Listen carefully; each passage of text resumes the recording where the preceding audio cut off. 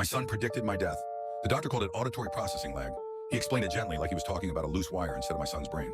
The new cochlear implant, experimental, Neuralink processor and all, just needed time to sink. He might hear a clap, the doctor said, snapping his fingers, and only react a few seconds later, like a bad Bluetooth connection. It'll pass. It didn't pass. It got specific. We were sitting at the kitchen table on Tuesday. Danny was coloring, his head bent low over a green dinosaur. Without warning, he froze. His crayon stopped mid-stroke. He looked up at the ceiling, tilted his head, and made a sound. Thump, scrape. Danny has perfect pitch mimicry. It's a savant thing, the therapists say. Even when he was completely deaf, he could feel vibrations and hum them back exactly. Now that he had the implant, the mimicry was photorealistic. I frowned. What was that, bud? He pointed up. 2 minutes later, I know because I was staring at the clock, waiting for the oven timer. I heard it. Thump, scrape. It was Mrs. Gable upstairs, dragging a chair across her floor. My stomach dropped. The lag wasn't Danny reacting late. The lag was Danny reacting early. We tested it, quietly, just between us. Danny mimicked the low whir of the fridge compressor. 2 minutes later, the fridge kicked on. He hummed my text notification. 2 minutes later, my phone lit up. At first, it was impressive. Then it was annoying. Tonight, it became terrifying. It was 9:40 p.m. The living room was silent. I was reading. Danny was on the rug, building something uneven out of Legos. He stopped.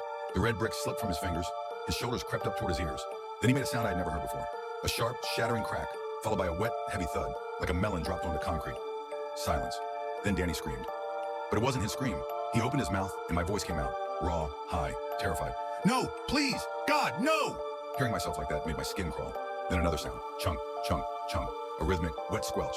I sat frozen, the book trembling in my hands. Danny? He didn't look at me. He was staring at the front door. Danny began to mimic a siren, distant, growing closer. I checked the cable box clock, 9:41 p.m. I had less than a minute.